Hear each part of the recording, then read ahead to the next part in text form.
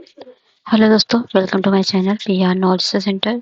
तो आज हम करेंगे फोरम आईएएस का टेस्ट नंबर 1 और ठीक है। तो चलिए टेस्ट स्टार्ट करते हैं। ये पॉलिटी का है। अगर आपने पॉलिटी पढ़ रखा है जैसा कि 365 मैंने करवा रखा है, अगर आपने नहीं देखा है जाइए प्लेलिस्ट में आपको मिल जाएगा। उसके साथ ही साथ विजन के हमने बहुत सारे पॉलिटी के टेस्ट भी कर लिए हैं, तो उसको भी कर लीजिएगा, जिससे कि आपका कम से कम एक सब्जेक्ट तो रिवाइज हो ही जाए। तो चलिए स्टार्ट करते हैं। और हाँ, ये देखिए विजन का है।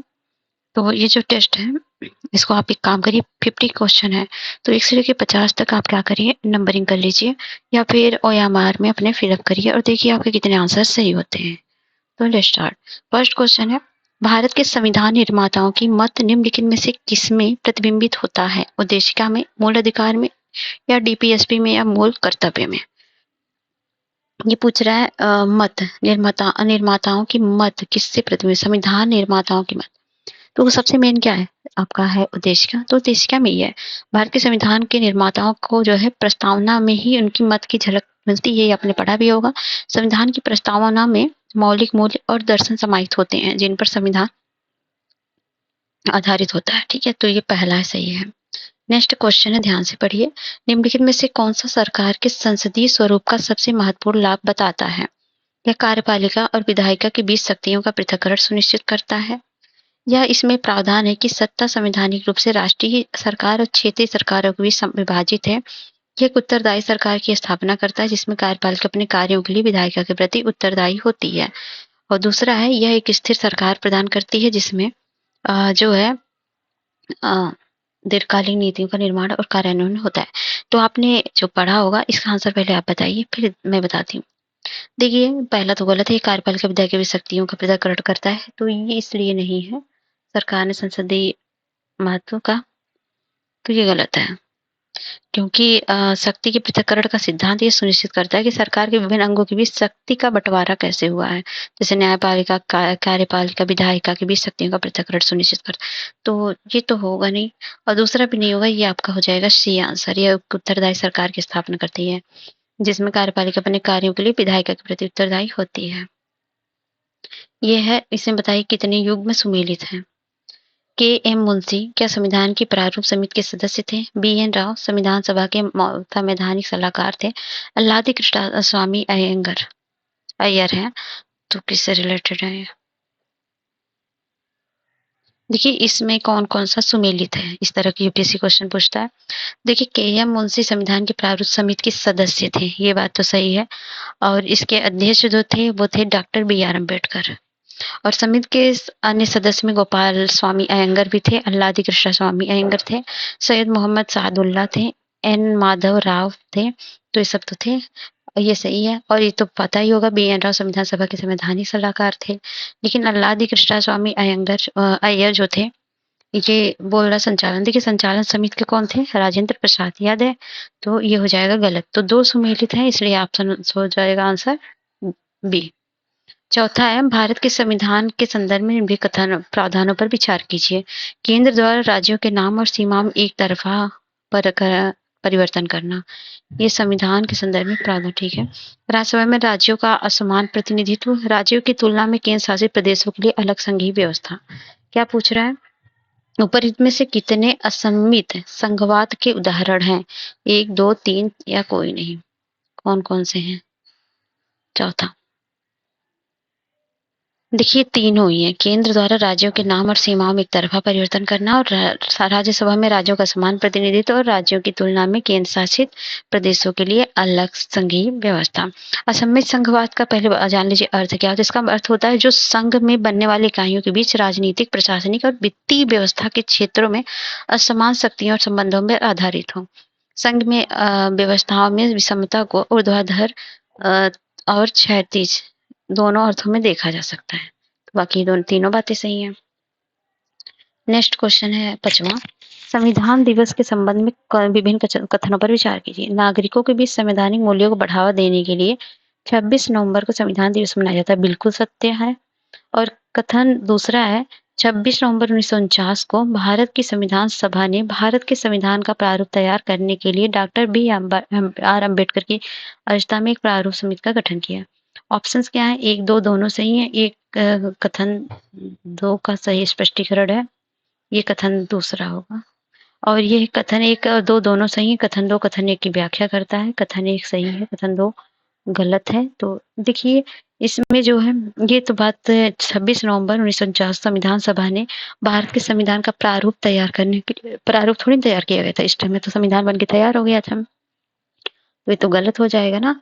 तो केवल 1 सही है, दूसरा गलत है। इसका आंसर क्या हो जाएगा? डी। ठीक है। अरे दूसरा गलत है ना, तो ऑप्शन सी। एक राजनीतिक संस्था जिसमें एक संप्रभु लोग एक निश्चित क्षेत्र पर अधिकार रखते हैं, उसे क्या कहा जाता है? राज्य, राष्ट्र, सरकार या देश?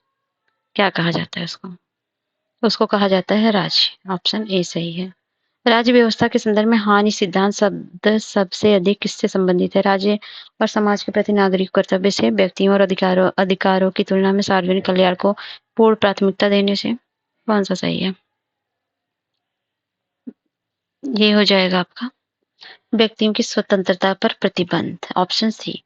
हार्म प्रिंसिपल क्या है? अगर आपकी स्वतंत्रता पर प्रतिबंध लगाया जाए तो हार्म है। नेक्स्ट है क्वेश्चन, ये है 8वां। ब्रिटिश शासन के दौरान अधिनियमों और आयोगों के संदर्भ में निम्नलिखित कथन पर विचार कीजिए। 1892 में भारत परिषद अधिनियम ने विधान परिषदों के कार्यों को बढ़ा दिया और उन्हें बजट पर चर्चा करने की शक्ति प्रदान की। क्या ये बात सही है? 8वां का तो ये तो सही है। 1892 में हुआ था। साइमन कमीशन ने प्रांतों में उत्तरदायी सरकार के विस्तार की सिफारिश की थी। ये बात भी सही है ना? पता ही होगा साइमन कमीशन के बारे में। तो 1930 में साइमन कमीशन ने अपनी रिपोर्ट में दैश शासन को समाप्त करके प्रांतों में उत्तरदायी शासन आदि रखने की सिफारिश की थी और आयोग के प्रस्ताव पर विचार करने के लिए ब्रिटिश सरकार ने 3 गोलमेज सम्मेलन ही बुलाए थे इसी से। तो ये दोनों बातें सही हैं। 9वां है भारत के संविधान के अनुसूचियों के संदर्भ में कथनों पर विचार कीजिए। अनुसूची फर्स्ट में है भारत के राज्यों और केंद्र शासित प्रदेशों के नाम। तीसरे में शपथ है और चौथे में क्या है? चौथे में राज्यसभा के सभापति के लिए उपलब्धि विशेषाधिकार। छठी में नागालैंड, मणिपुर और अरुणाचल प्रदेश जनजातियों के क्षेत्रों का प्रशासन। 1 4 1 2 3 4 या 2 3 कौन सा इसमें सही है?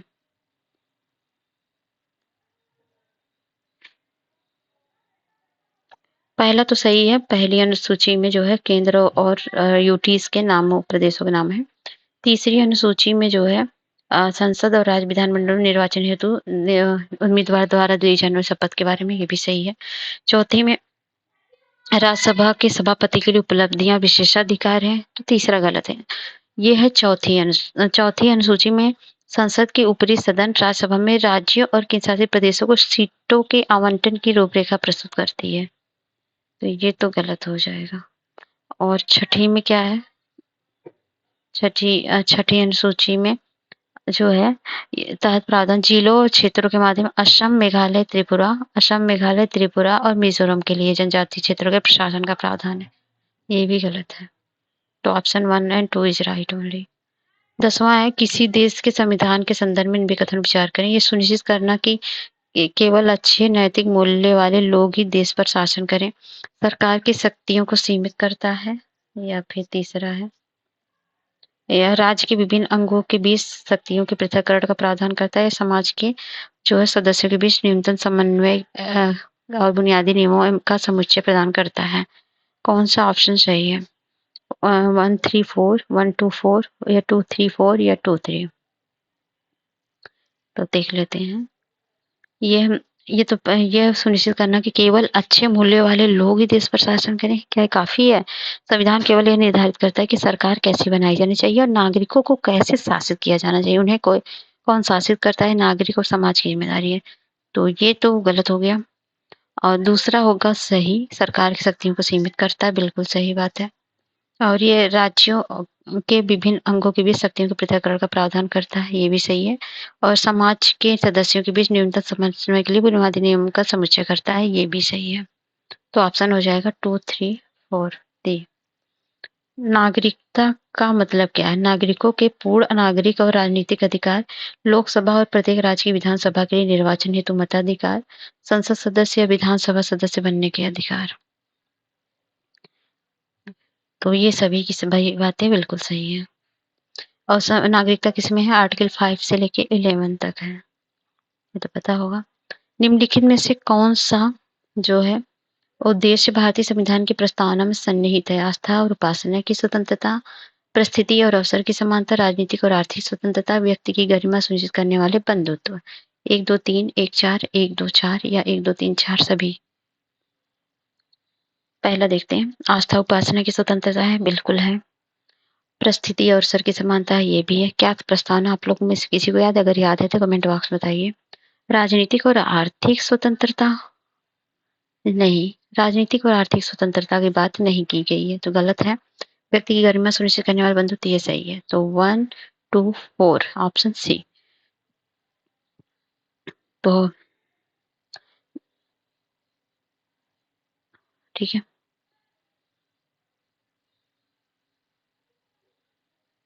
देखिए जब प्रस्तावना जो है सामाजिक, आर्थिक और राजनीतिक न्याय के लक्ष्यों पर जोर देती है और यह अपने उद्देश्यों के हिस्से के रूप में राजनीतिक आर्थिक स्वतंत्रता को स्पष्ट रूप से कोई डिफिनेशन नहीं देती, इसलिए गलत है। नेक्स्ट है 13वां, भारत सरकार अधिनियम 1935 के संदर्भ में निम्नलिखित कथन विचार कीजिए। प्रांतों में उत्तरदायी सरकार की शुरुआत, विधानमंडल महिलाओं के लिए आरक्षित सीटों, केंद्र में द्विसदनीय का परिचय। उपयुक्त में से कौन सा भारत सरकार अधिनियम 1935 का प्रावधान है? 1 2 2 3 1 3 या 1 2 3? 13 1935 के बारे में पूछ रहा है। प्रांतों में उत्तरदायी सरकार की शुरुआत की गई, अभी इसके पहले ही बताया मैंने। और ये विधानमंडल महिलाओं के लिए आरक्षित सीट भी बिल्कुल इसी टाइम की गई थी। और उसके बाद है केंद्र में द्विसदनीय का परिचय, तो ये नहीं हुआ था। भारत सरकार अधिनियम 1919 ने भारत में केंद्रीय स्तर 1919 में हुआ था ना, 1935 में, तो ये गलत हो जाएगा, बाकी ये दोनों सही है। निम्नलिखित कथनों पर विचार करें। भारत का संविधान एकीकृत न्यायिक प्रणाली की स्थापना का प्रावधान करता है। भारत में न्यायालयों की एकल प्रणाली केंद्रीय कानून और राज्य कानून दोनों को लागू करती है। सर्वोच्च न्यायालय भारत में अपील का सर्वोच्च न्यायालय है।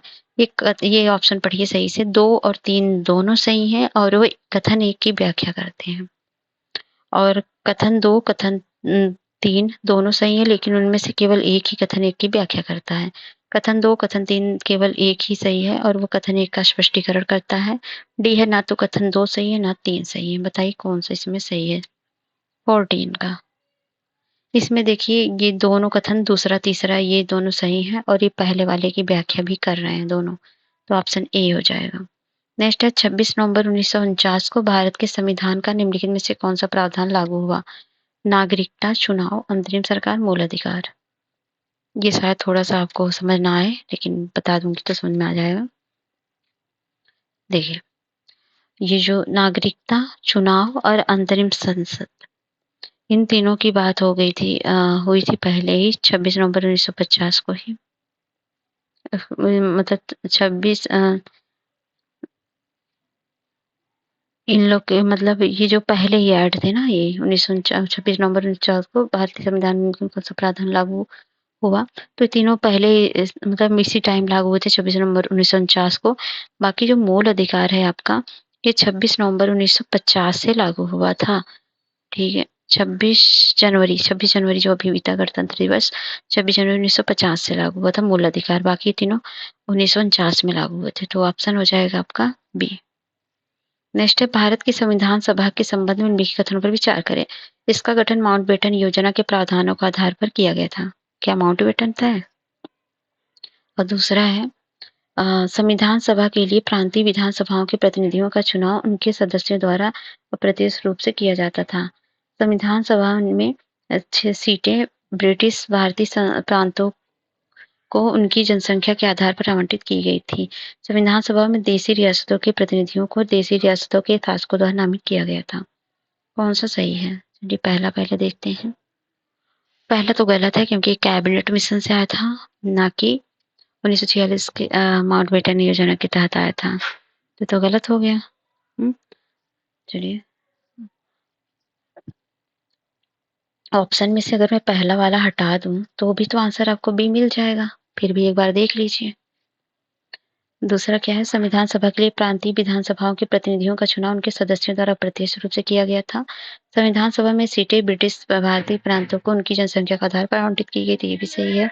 संविधान सभा में देशी रियासतों के प्रतिनिधियों को देशी रियासतों के शासकों द्वारा नामित किया गया था, ये भी सही है। तो ऑप्शन हो जाएगा 2, 3, 4। 17 का है। 17 क्या बोल रहा है, भारत के संविधान के बारे में निम्नलिखित में से कौन सा कथन सही है? भारत के नियंत्रक या महालेखा परीक्षक के कर्तव्य और शक्ति यहाँ संविधान के भाग 4 के अंतर्गत प्रदान की गई है। संविधान के भाग ये 14 के अंतर्गत चुनाव संबंधी प्रावधान किए गए हैं। अनुसूचित और जनजाति क्षेत्र से संबंधित प्रावधान भाग 10 के अंतर्गत दिए गए हैं। कौन सा कथन सही है? 17 का पहला तो सही है, काय को भाग 5 में ही रखा गया ना, जिसमें केंद्र वगैरह के बारे में है, केंद्र संघ संबंध, ठीक है। और ये है संविधान के भाग 14 में नहीं है, भाग 15 में, 15वें भाग में है, चुनाव के बारे में। ये तो गलत हो गया। और तीसरा भी सही है, जनजाति वगैरह अनुसूचित जाति जनजाति के बारे में भाग 10 में दिया गया है। तो ये हो गया 244 ए तक है ना। तो ये 1 and 3 इज राइट। नेक्स्ट है, भारत के संबंध में निम्नलिखित कथनों पर विचार करें। भारत की राजनीतिक संप्रभुता देश की जनता में निहित है। राष्ट्र का मुखिया हमेशा एक निर्वाचित व्यक्ति होता है। भारतीय संविधान में केवल एकल नागरिकता का प्रावधान है। कौन सा कथन इसमें से भारत को गणराज्य बताए जाने के पीछे का कारण है? 1, 2, 3, 1, 3 या 1, 2, 3? चलिए देखते हैं। गणराज्य मतलब भारत की राजनीतिक संप्रभुता देश की जनता में है। गण मीन्स जनता ही होता है ना। ये है, राज्य का मुखिया हमेशा एक निर्वाचित व्यक्ति होगा। निर्वाचित किसके द्वारा हुआ? जनता द्वारा, इसलिए गण। ये भी सही है। भारतीय संविधान केवल एक एकल नागरिकता का प्रावधान, तो ये नहीं है। बाकी ये दोनों है, तो ऑप्शन हो जाएगा बी, ए। ठीक है। ब्रिटिश संसद के निम्नलिखित में से किस अधिनियम ने पहली बार भारत के औपनिवेशिक प्रशासन के दौरान वायसराय की कार्यकारी परिषदों के साथ भारतीयों के जुड़ाव का प्रावधान किया? भारतीय परिषद अधिनियम 1861, भारत परिषद अधिनियम 1909, भारत परिषद अधिनियम 1982, 1882, भारत सरकार अधिनियम 1919। तो ये हुआ था भारत परिषद अधिनियम 1909 द्वारा। नेक्स्ट है, भारत के संदर्भ में निम्नलिखित घटनाओं पर विचार करें। राष्ट्रगान को अपनाना, राष्ट्रीय ध्वज के डिजाइनों को अपनाना, राष्ट्रीय प्रतीक को अपनाना, उपरोक्त घटनाओं के घटित होने का सही कालक्रम कौन सा है? राष्ट्रगान को कब अपनाया गया था पता है सबको? 22 जुलाई 1947 को। और राष्ट्रीय ध्वज को कब मनाया गया था? राष्ट्रीय ध्वज को 24 जनवरी 1950 को। 1950 को। और तीसरा राष्ट्रीय प्रतीक को, जिसको 26 जनवरी 1950 को अपनाया गया था। तो हो जाएगा आपका पहला राष्ट्र, दूसरा पहले हुआ था 1947 को, ये 22 जुलाई को। ये हो जाएगा 2, 1, 3, 2, 1, 3 ऑप्शन बी। निम्नलिखित में से कौन सा शब्द संविधान संशोधन 1976 द्वारा भारत के प्रस्तावना में जोड़ा गया? जिसका मैंने एक ट्रिक बताया था। कौन सा था? स्पा। यस से समाजवादी, पी से पंथ निरपेक्ष, अ से ए से अखंडता। ये बंधुत्व तो नहीं था। 1, 2, 3 ऑप्शन बी। भारत के संविधान की प्रस्तावना 1946 के उद्देश्य प्रस्ताव से प्रेरित है। इस संदर्भ में निम्नलिखित में से कौन सा कथन गलत है? प्रस्तावना का और उद्देश्य प्रस्ताव दोनों। ठीक है। भारत को संप्रभु गणराज्य के रूप में उल्लेखित किया गया है। भारत के नागरिकों को सामाजिक, आर्थिक, राजनीतिक न्याय गारंटी दी गई है। भारत के नागरिकों के लिए स्थिति और अवसर की समानता गारंटी दी गई। व्यक्तिगत गरिमा और राष्ट्र की एकता, अखंडता का आश्वासन दिया गया है। ठीक है। तो कौन सा इसमें गलत है?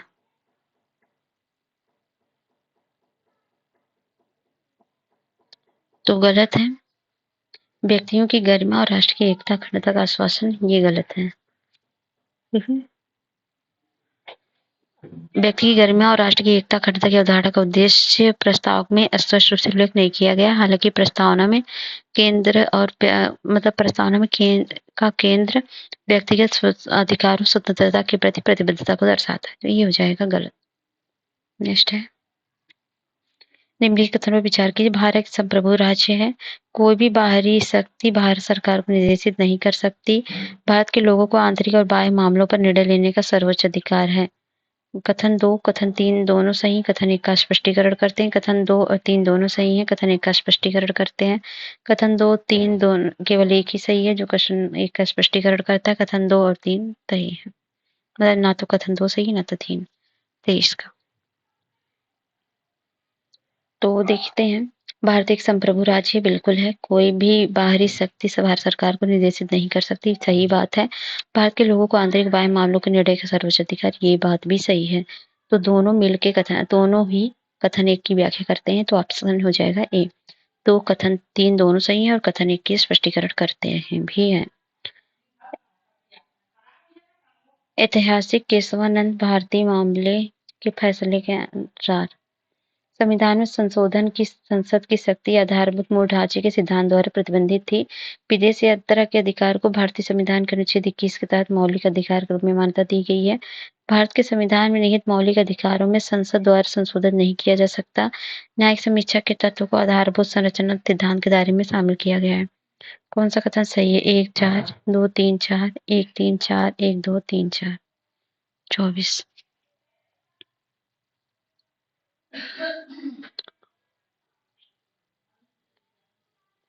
24 में देखते हैं, संविधान संशोधन करने की संसद शक्ति आधारभूत मूल ढांचे के सिद्धांत द्वारा प्रतिबंधित थी, ये सही है। विदेश यात्रा के अधिकार को भारतीय संविधान के अनुच्छेद 21 के तहत मौलिक अधिकार में मान्यता दी गई। तो देखिए, ये तो दी गई थी, लेकिन ये मेनका गांधी बनाम भारत संघ मामला 1978 में जोड़ा गया था, ये गलत हो जाएगा। और ये भारत के संविधान में निहित मौलिक अधिकारों को संसद द्वारा संशोधन नहीं किया जा सकता। नहीं, ये जो है इनमें कहा गया था कि मौलिक अधिकारों में संशोधन नहीं किया जा सकता, पहले का केशवानंद ने भारतीय मामले में यह नहीं कहा गया था। हालांकि किसी भी संशोधन के संविधान के मूल ढांचे में बदलाव नहीं किया जाता, मूल ढांचे के लिए कहा गया था, इसके लिए नहीं, तो ये गलत हो जाएगा। चौथा देखते हैं, न्यायिक समीक्षा के तत्व को आधारभूत संरचना सिद्धांत के दायरे में शामिल किया गया, बिल्कुल। तो ऑप्शन 1 एंड 4 इज राइट, बाकी सब रॉन्ग है। 25वां है, भारत के संदर्भ में नौकरशाही के लिए निम्नलिखित में से कौन सी विशेषता उपयुक्त है? संसदीय लोकतंत्र के दायरे को व्यापक बनाने के लिए एक एजेंसी। देखिए, नौकरशाही क्या है? जो क्रियान्वयन होती है, जो स्कीम वगैरह बनती है, इम्प्लीमेंटेशन के लिए, नीति वगैरह के लिए। संघवाद की संरचना को मजबूत करने के लिए एक एजेंसी है। राजनीतिक स्थिरता और आर्थिक विकास को सुविधाजनक बनाने के लिए एजेंसी है।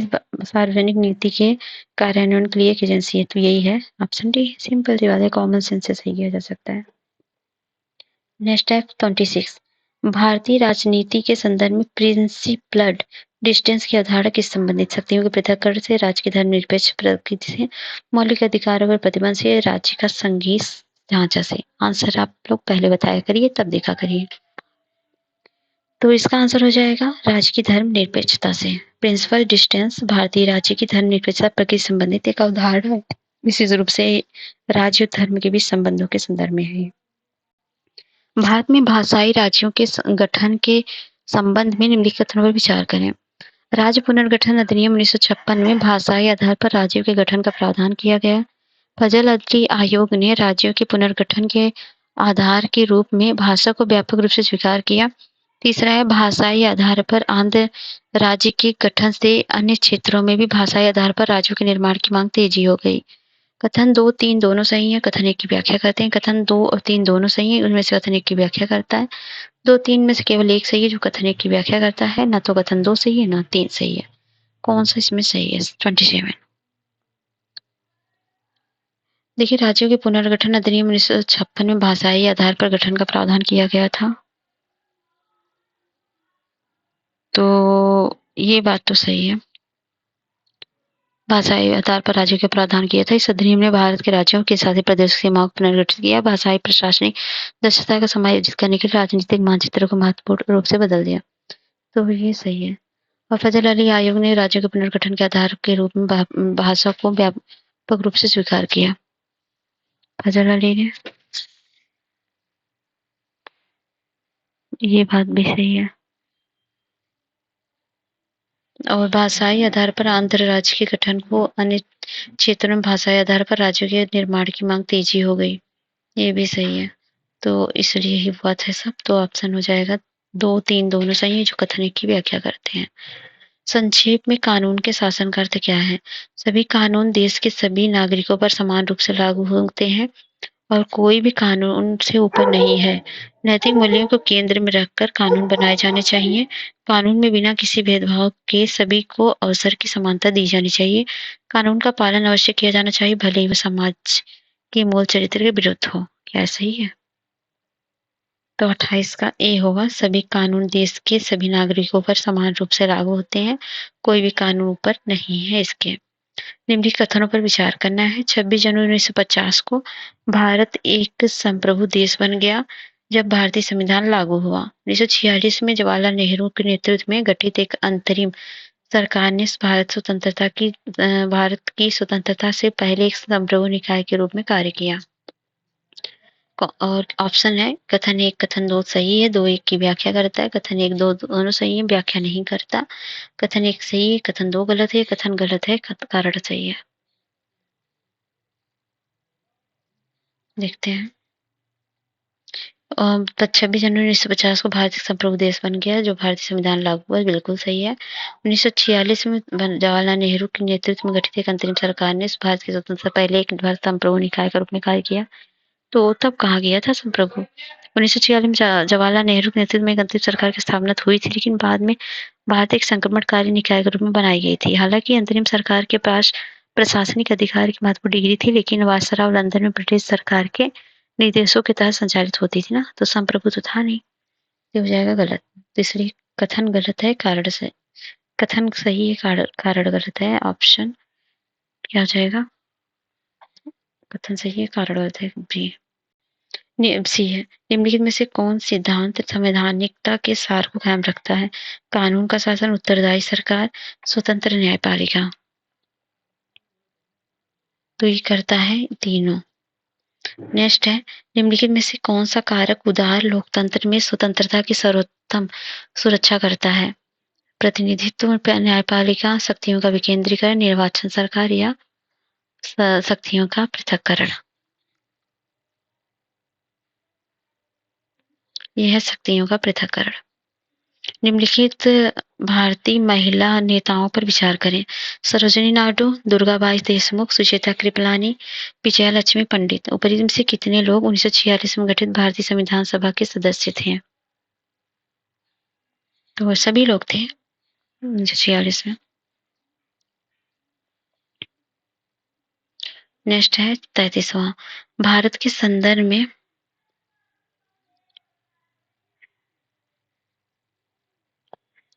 संदर्भ में निम्नलिखित में से कौन सा यह निष्कर्ष निकालता है, निकालने का सबसे तार्किक और वैध कारण है कि संविधान का अधिकार संसद के अधिकार से अधिक है? चलिए देखते हैं। संविधान को राष्ट्रीय जनमत संग्रह द्वारा अनुमोदित किया गया, जिससे इस सर्वोच्च अधिकार प्राप्त है। ठीक है। और संविधान में स्पष्ट रूप से उल्लेखित है कि संसद अपने मूल ढांचे में परिवर्तन नहीं कर सकती।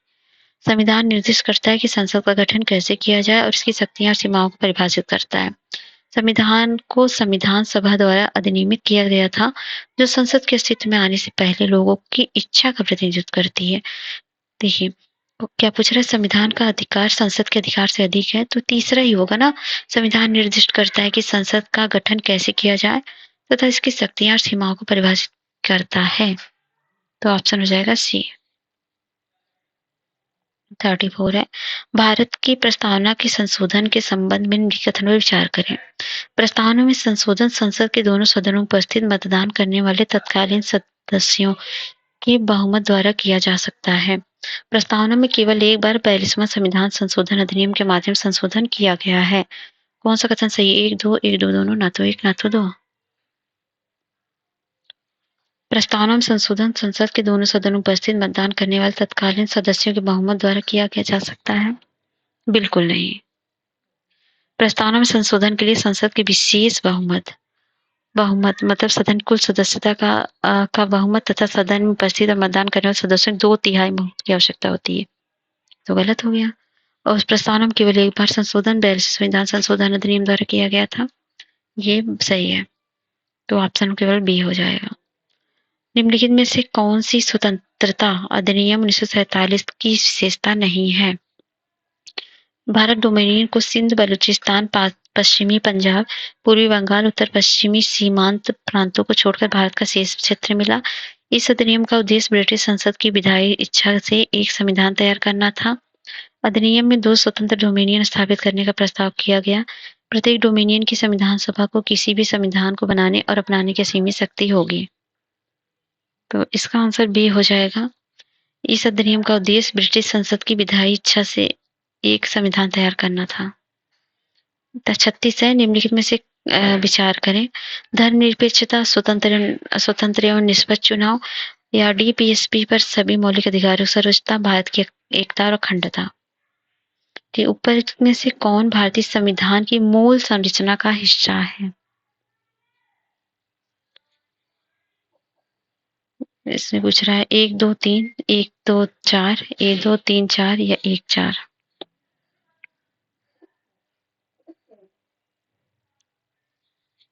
देखते हैं। तो ये है धर्मनिरपेक्षता सही है, स्वतंत्र एवं निष्पक्ष चुनाव ये भी सही है, डीपीएसपी में सभी मौलिक अधिकारों की सर्वोच्चता ये गलत है, और भारत की एकता अखंडता ये सही है। देखिए यद्यपि मौलिक अधिकारों और डीपीएसपी सिद्धांतों के बीच सामंजस्य संतुलन को भारतीय संविधान की मूल संरचना का हिस्सा माना जाता है, जैसे कि मिनर्वा मिल्स में मान्यता दी गई है। संविधान के मूल ढांचे के सिद्धांत के तहत मौलिक अधिकारों को डीपीएसपी से बेहतर नहीं माना गया है। दूसरी ओर भारत के सर्वोच्च न्यायालय ने मिनर्वा मिल्स माना है कि संसद मौलिक अधिकारों पर निर्देशित सिद्धांतों पर पूर्ण प्राथमिकता देने के लिए अपनी संशोधन शक्ति का उपयोग कर सकती है, नहीं कर सकती, सॉरी। तो हर जगह तो नहीं है, तो ऑप्शन 1 2 4 सही होगा। Option 1 2 4 B. 37 है, भारत में वयस्क मताधिकार के संदर्भ में लिखे कथन पर विचार कीजिए। चलिए देखते हैं। भारत में वयस्क, ठीक है, संयुक्त राज्य अमेरिका के बाद भारत वयस्क मताधिकार अपनाने वाला विश्व का दूसरा देश है, और 1928 की नेहरू रिपोर्ट में वयस्क मताधिकार लागू करने की सिफारिश की थी। भारत संविधान में वयस्क मताधिकार का सिद्धांत स्पष्ट रूप से उल्लिखित है। कौन सा कथन सही है? 1 2 3 या 2 या 2 3 या 1 3। 37 तो पहला गलत है, क्योंकि भारत अमेरिका के बाद वयस्क मताधिकार पाने वाला दूसरा देश नहीं था। वास्तव में फिनलैंड 1906 में सार्वभौमिक वयस्क मताधिकार देने वाला दुनिया का पहला देश था। भारत में सार्वभौमिक वयस्क मताधिकार बहुत बाद में 1950 पेश किया गया था, तो ये गलत हो जाएगा। 1928 में नेहरू रिपोर्ट में वयस्क मताधिकार की सिफारिश की गई थी, ये भी सही है। और भारतीय संविधान में वयस्क मताधिकार का सिद्धांत स्पष्ट रूप से उल्लिखित है, ये भी सही है। तो ऑप्शन हो जाएगा सी। 38 है, 38। भारत के संविधान की विशेषताओं के संदर्भ में कथन विचार करें। विशेषता अर्थ उधार लिया गया। सरकार का संसदीय स्वरूप, मंत्रिपरिषद लोकसभा के प्रति उत्तरदायी होता है। क्या इसका मीनिंग सही है? और यह है, यह ब्रिटिश संविधान से लिया गया है। और दूसरा है विशेषाधिकार रीट, किसी नागरिकों के अधिकारों के उल्लंघन के विरुद्ध उच्चतर प्राधिकार न्यायालय द्वारा जारी लिखित आदेश है। यह संयुक्त राज्य अमेरिका का संविधान है। द्विसदनीय केंद्र और राज्यों के बीच प्रशासनिक और विधायी शक्तियों का विभाजन कनाडा के संविधान से है। कौन सा इसमें सही है? ये पहला सही है, सरकार का संसदीय स्वरूप, मंत्रिपरिषद और लोकसभा के प्रति उत्तरदायी, और ब्रिटिश संविधान से लिखे गए, तीनों बातें सही हैं। विशेषाधिकार रीट के बारे में बात करें तो वे कहाँ से लिया गया? किसी नागरिक के अधिकारों के उल्लंघन के विरुद्ध उच्चतर प्राधिकार न्यायालय द्वारा जारी आदेश है। तो ये उच्चतर नहीं बल्कि निचली अदालतों, जैसे जो ये होता है, ये संयुक्त राज्य अमेरिका से नहीं लिया गया है। ये कहाँ से लिया गया है? ब्रिटिश संविधान से लिया गया है। और किसी नागरिक को मूल अधिकारों को उल्लंघन की स्थिति में किसी निचली अदालत या किसी व्यक्ति को जारी किए गए लिखित आदेश के रूप में परिभाषित किया गया है। और तीसरा देखते हैं, द्विसदनीय संसद के दोनों केंद्र और राज्यों के बीच प्रशासनिक विधायी शक्तियों का विभाजन है। तो इसमें क्या होता है? द्विसदनीय संसद के दोनों सदनों की प्रथा है ना। भारत के संविधान द्विसदनीय विधायिका का प्रावधान, जिसमें एक उच्च सदन और एक निचला सदन हो शामिल है। द्विसदनीयता की विशेषता ब्रिटिश संविधान से ली गई है, ना कि कनाडा से। ये भी गलत है, तो केवल एक ही सही है, वो भी ए वाला। तो ऑप्शन 1 हो जाएगा। नेक्स्ट है 39 निम्नलिखित कथन पर विचार करें। लोकतंत्र में चुनाव समय पर होने चाहिए, प्रत्येक वोट का मूल्य समान है, लेकिन संविधान का होना अनिवार्य है। ये 1-2 सही है, 2-3, 3 या 1-2-3। तो चुनाव समय पर होने चाहिए सही है, प्रत्येक वोट का मूल्य समान है, ये भी सही है। और इसमें लोकतंत्र के लिए लिखित संविधान की उपस्थिति अनिवार्य नहीं है और लिखना संविधान का अनिवार्य नहीं है, क्योंकि संविधान सरकार की शक्तियों की सीमाएं निर्धारित करता है। ये लिखित या अलिखित हो सकता है, जैसे लिखित है भारत का और लिखित है यूनाइटेड किंगडम का। तो ऑप्शन 1, 2 राइट है। 40 है, भारत में नागरिकता प्रावधानों के संदर्भ में कथन सही है। यदि कोई व्यक्ति अपनी भारतीय नागरिकता त्याग देता है तो उसका नाबालिग बच्चा 18 वर्ष की आयु प्राप्त करने तक भारतीय नागरिक बना रहेगा। यदि कोई व्यक्ति भारत में संबंधित युद्ध के दौरान स्वेच्छा से अपनी नागरिकता त्याग देता है तो उसकी भारतीय नागरिकता स्वतः समाप्त हो जाती है। यदि कोई व्यक्ति नागरिक के रूप में पंजीकरण या प्राकृतिकीकरण के बाद 5 वर्षों के भीतर 2 वर्षों तक कारावास में रहा तो अपनी भारतीय नागरिकता खो देता है। देशद्रोह का आरोप लगने पर व्यक्ति की इस भारतीय नागरिकता तत्काल समाप्त हो जाती है। 40 यह है, यदि कोई व्यक्ति नागरिक के रूप में पंजीकरण या प्राकृतिकरण के बाद 5 वर्षों के भीतर 2 वर्षों तक कारावास में रहता है तो अपनी भारतीय नागरिकता खो देता है। नेक्स्ट है, लोकतंत्र का श्रेष्ठ गुण इस तथ्य में निहित है कि यह क्रियाकलापों को प्रेरित करता है। सामान्य पुरुषों और महिलाओं की बुद्धि और चरित्र, कार्यकारी नेतृत्व को मजबूत करने के तरीके, गतिशीलता और दूरदर्शिता वाला एक श्रेष्ठ व्यक्ति, समर्पित पार्टी कार्यकर्ताओं का एक समूह।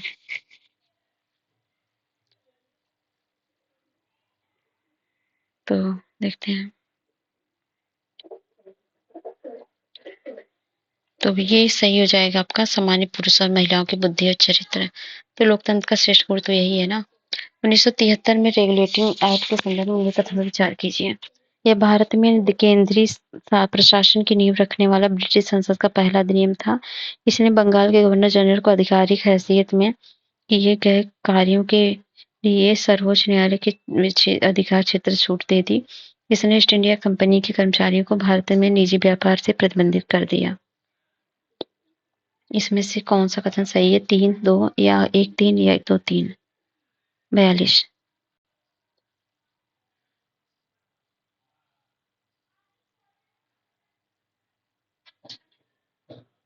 42 का पहला सही है। भारत के केंद्रीय प्रशासन की नींव रखने वाला ब्रिटिश संसद का पहला अधिनियम था। इसने बंगाल में गवर्नर जनरल को आधिकारिक हैसियत से किए गए कार्यों के लिए सर्वोच्च न्यायालय के क्षेत्र से छूट दी थी। तो ये गलत है, क्योंकि 1973 में ऐसा नहीं हुआ था। ये 1781 संशोधन अधिनियम था, जिससे आधिकारिक क्षमता में उनके द्वारा किए गए कार्यों सर्वोच्च न्यायालय के अधिकार क्षेत्र से छूट दी गई थी। तो गलत है, 1781 में हुआ था, ना कि 73 में। इसने ईस्ट इंडिया कंपनी कर्मचारियों को भारत निजी व्यापार करने प्रतिबंधित कर दिया था। तो ये सही है। तो ऑप्शन 1, 3 सही होगा। ये ऑप्शन सी। भारतीय संविधान की संविधान सभा के निम्नलिखित युग्मों पर विचार करें। संविधान सभा की समितियां और अध्यक्ष क्या है? राज्य समिति सरदार वल्लभ भाई पटेल और सदन समिति है बी पट्टाभी सीतारमैया। प्रांतीय संविधान समिति जवाहरलाल नेहरू का। पहला गलत है। राज्य समिति जो है ये, इसमें क्या दिया है? राज्य समिति के अध्यक्ष तो जवाहरलाल नेहरू थे ना, सरदार पटेल नहीं थे। और सदन समिति जो थे ये बड़ी पट्टाभी सीतारमैया सही है। और ये है प्रांतीय संविधान समिति के, तो प्रांतीय संविधान सभी के जो थे वो प्रांत के थे, सरदार वल्लभ भाई पटेल। तो ये गलत हो जाएगा। तो केवल दूसरा सही है, ऑप्शन सी। नेक्स्ट है 44। भारत के राज्यों के पुनर्गठन के संदर्भ में विचार करना है। किसी भी राज्य का नाम सीमा बदलने के लिए विधेयक संसद में केवल भारत के राष्ट्रपति की पूर्व सिफारिश से ही पेश किया जा सकता है। यदि संबंधित राज्य की विधायिका अपनी उपस्थित और मत करने वाले 2/3 सदस्यों के बहुमत से राज्य पुनर्गठन विधेयक का विरोध करती है तो संसद ऐसे विधेयक को पारित करने का हकदार नहीं है। राज्यों के पुनर्गठन संबंधित विधेयक को पारित करने के लिए अनुच्छेद 368 के संसद अंतर्गत संसद विशेष बहुमत की आवश्यकता होती है। कौन सा कथन सही है? 1-3-1 या 2-3 या 1-2-3? सही पूछ रहा है। तो पहला देखते हैं, किसी भी राज्य का नाम सीमा बदलने के लिए विधेयक में केवल भारत के राष्ट्रपति की पूर्व सिफारिश पेश किया जा सकता है। ये बात सही है। और अनुच्छेद 3 के तहत होता है ना ये। और दूसरा, यदि संबंधित राज्य के विधायक अपने उपस्थित और मतदान करने वाले द्वितीय सदस्यों के राज्य पुनर्गठन विधेयक का विरोध करती है तो संसद विधेयक को पारित करने का हकदार होता है। तो नहीं, ऐसा नहीं, बाध्यकारी नहीं, संसद के लिए बाध्यकारी नहीं है, इसके फिर भी अमेंडमेंट करवा सकती है। राज्यों के पुनर्गठन संबंधी विधेयक को पारित होने के लिए अनुच्छेद 368 के अंतर्गत संसद विशेष नहीं बल्कि साधारण अनुच्छेद 3 के तहत है। और एक मिनट, ये जो है ये संविधान संशोधन विधेयक नहीं है, उन्हें 368 विशेष बहुमत की आवश्यकता नहीं है। अनुच्छेद 3 तहत ये साधारण विधायी विधेयक से इनमें संशोधन होता है। तो ये 368 का संशोधन नहीं माना जाता, तो ये जो है गलत हो जाएगा। केवल पहला सही है, तो ऑप्शन हो जाएगा बी। ये क्वेश्चन है 45। भारतीय संविधान के उद्देश्यों में से एक के रूप में आर्थिक न्याय प्रदान किया गया था। प्रस्तावना और मौलिक अधिकार, प्रस्तावना डीपीएसपी सिद्धांत में, या मौलिक अधिकार और राज्य के डीपीएसपी सिद्धांत में, या कोई नहीं। उद्देश्यों में से आर्थिक न्याय प्रदान किया गया किसमें? डीपीएसपी में। प्रस्तावना डीपीएसपी में ना, ऑप्शन बी। नेक्स्ट है, सुप्रीम कोर्ट का मामला है, सुप्रीम कोर्ट का फैसला है। मिनर्वा मिल्स मामला 1980 का है और इसमें दिया क्या है? 1980 संविधान मौलिक अधिकारों और नीति निर्देशक सिद्धांतों के बीच संतुलन की आधारशिला पर आधारित है, तो ये बात तो सही है। और एलआईसी ऑफ इंडिया मामला 1995 का था। ये क्या था? ये अनुच्छेद 21 तहत संरक्षण केवल मनमानी कार्रवाई के खिलाफ उपलब्ध, ना कि मनमानी विधायी कार्रवाई के लिए। तो ये तो गलत है, क्योंकि सुप्रीम कोर्ट ने पुष्टि की थी कि प्रस्तावना संविधान के एक अभिन्न अंग है ना इसमें। और गोपालम 1950 में सुप्रीम कोर्ट ने माना कि 21 जो है तहत संरक्षण केवल मनमानी कार्यकारी है, तो ये गोपालम में था, ना कि इसमें, तो ये गलत है। और बेरूबारी मामला 1960 है, ये प्रस्तावना संविधान का हिस्सा नहीं माना था, बिल्कुल सही है। तो 2 सही है, ऑप्शन बी। 46 ठीक है, 47 है। भारत में 1946 के अंतरिम सरकार में मंत्रियों और उनके द्वारा संभाले गए विभागों के संदर्भ में कथनों पर विचार कीजिए। मंत्रियों: डॉक्टर राजेंद्र प्रसाद खाद्य एवं कृषि, जगजीवन राम श्रम, और श्री राजगोपालाचारी शिक्षा कला, जोगिंदर नाथ मंडल रक्षा। कौन सा कथा युग्म सुमेलित है? 1, 2, 3 या सभी?